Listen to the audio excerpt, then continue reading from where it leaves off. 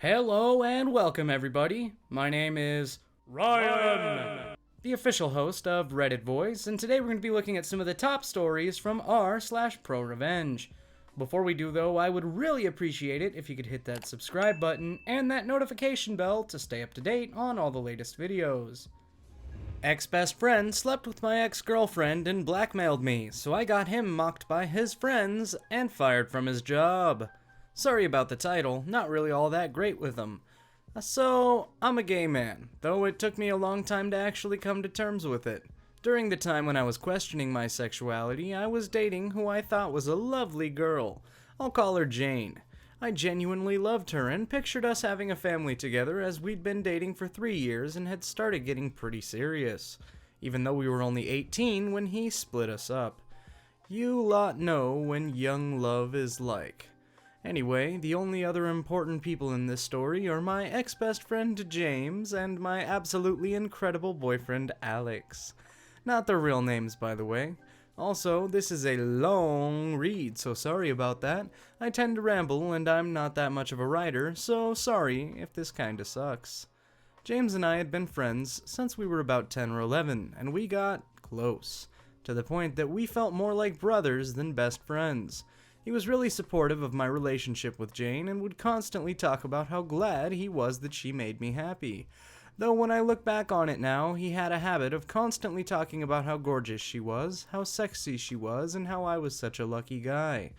I understand the last one, but he was a bit excessive when he talked about how attractive Jane was. But I was young and naive at the time and didn't think anything of it. That was until I caught them. I'm not much of a writer, but essentially I noticed that they were both becoming pretty possessive over their phones. They'd randomly disappear, claiming to be feeling ill or having to get some project done. I know it sounds stupid, but I kept noticing that the condoms I was buying were going missing. I always liked to make sure we had enough for precautions.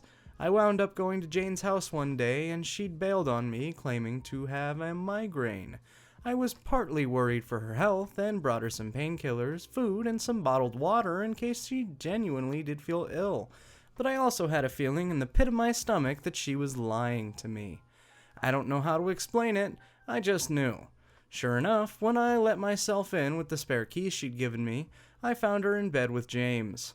I was heartbroken. The two people I cared about most in the world and who I thought cared about me went behind my back like this.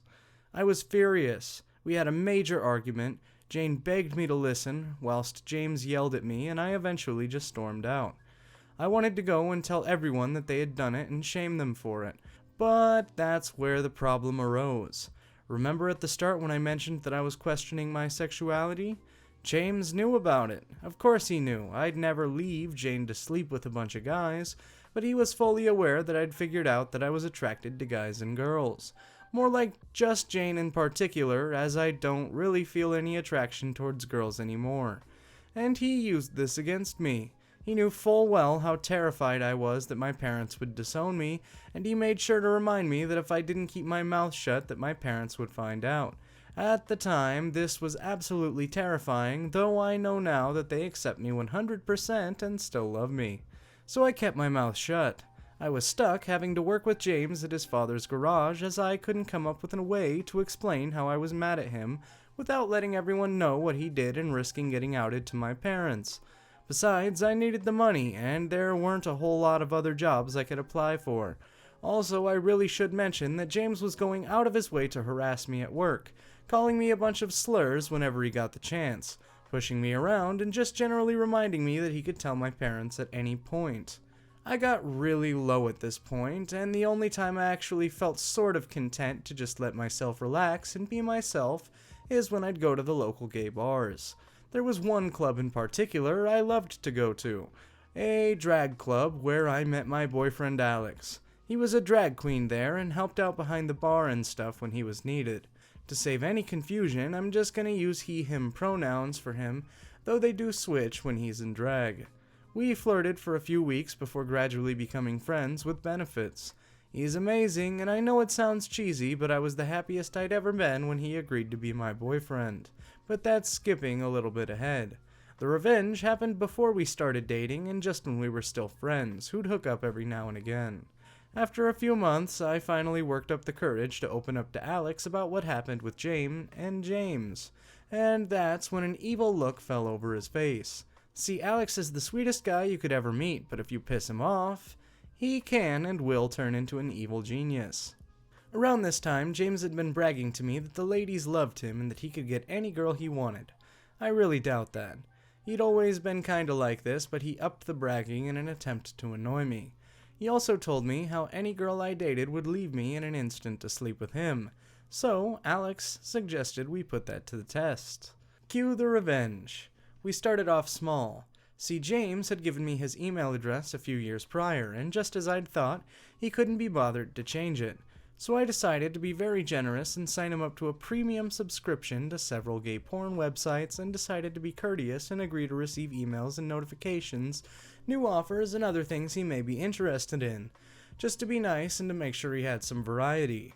Oh, did I mention that this was the email address he allowed his father to use? Oops. It cost me a fair bit of money, but I made sure that he got the best offers.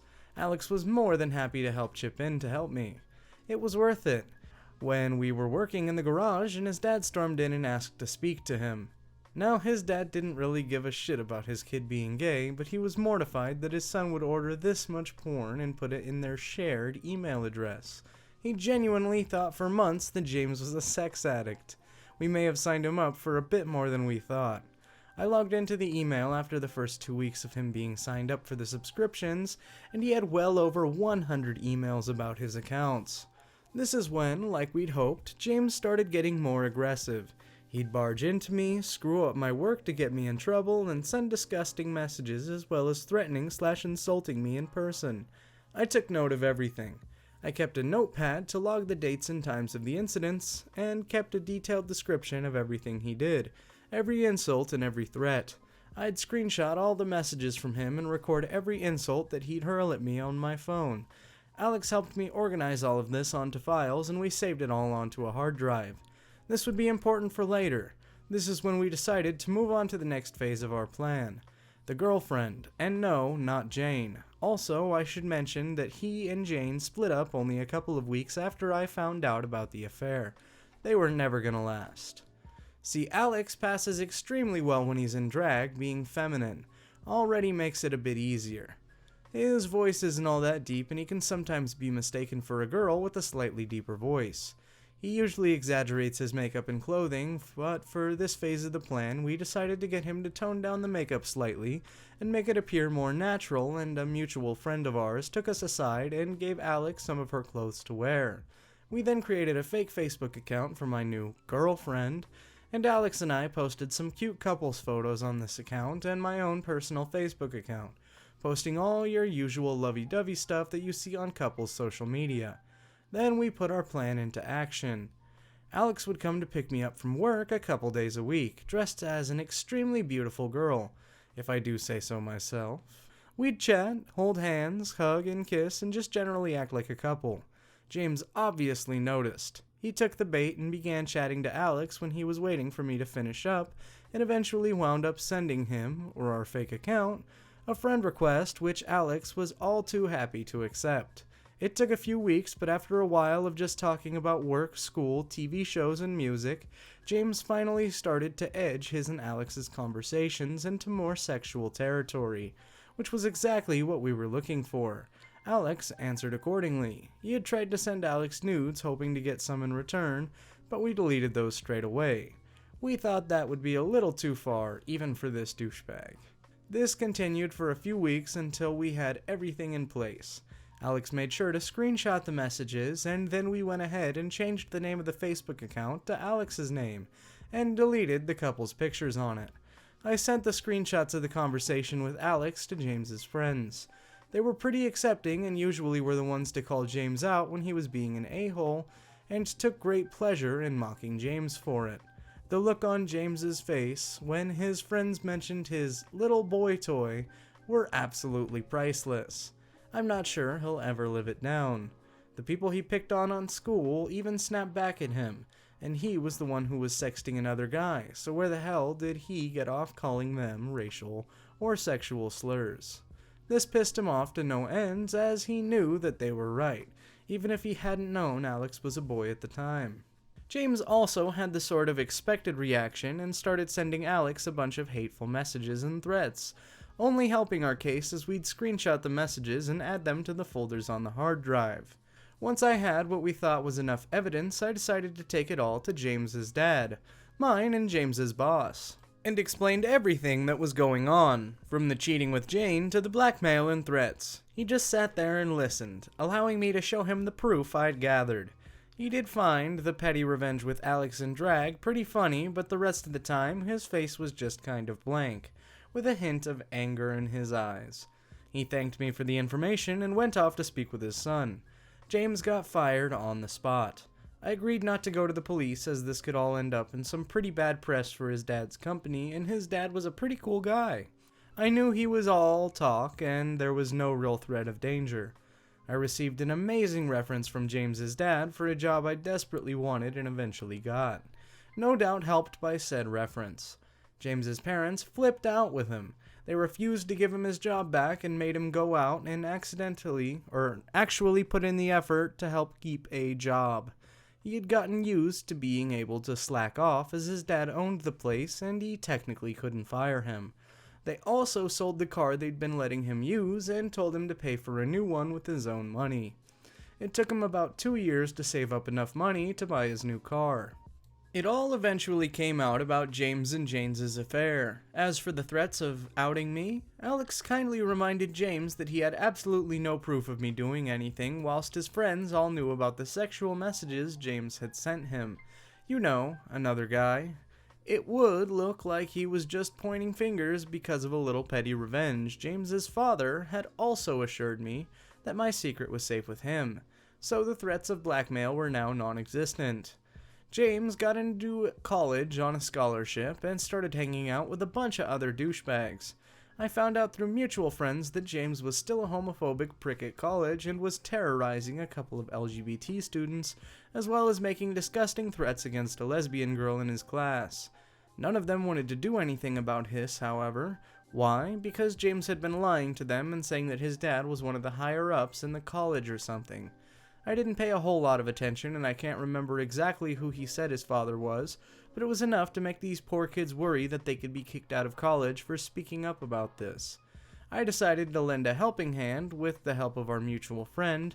I emailed a bunch of the disgusting screenshots, recordings of some of the threats and some of the homophobic, racist, and sexist things he'd said, and he'd posted on his Facebook page, which he had deleted before the college could see them, to the higher-ups in the college. They weren't happy with what they saw, and they eventually revoked his scholarship, after a few of the students, with some encouragement, spoke up about the harassment and threats. I honestly have no clue why he turned out like this. His parents are absolutely lovely, open-minded people. It's crazy. James's parents kicked him out, and after that, he stayed with his friends for a few months before he managed to get an apartment. Last I heard, he was working in a fast food restaurant, working to get into another college. I genuinely hope he bettered himself and that he can do well in his life. Everyone's capable of change, right?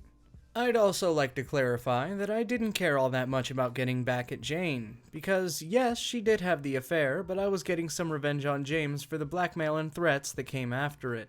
Jane had showed me proof that she'd try to prevent James from blackmailing me and told him to just let it go. If they'd both stopped speaking to me with the affair, the whole thing wouldn't have happened. I'd have been hurt and maybe a little awkward at work, but I wouldn't have went out of my way to get back at him. Though I did fill Jane's mother in on what actually happened and sent her some screenshots where Jane admitted to the affairs. This was after I found out she had told her mother that I was the one who cheated with a bunch of guys and girls, instead of the we just grew apart version that we'd agree to tell our parents. From what I heard, her mother was not all that pleased with her. I also sent a few of the texts where she admitted to having an affair to her new boyfriend. Needless to say, he wasn't happy to find out that the abusive ex was actually just an ex who she'd cheated on. They're still together, from what I heard, so all I can say to that guy is good luck, my dude. I eventually ended up coming out to my parents, and they were surprisingly supportive, which was amazing, and Alex and I got together a year or two after the events and are still very much in love.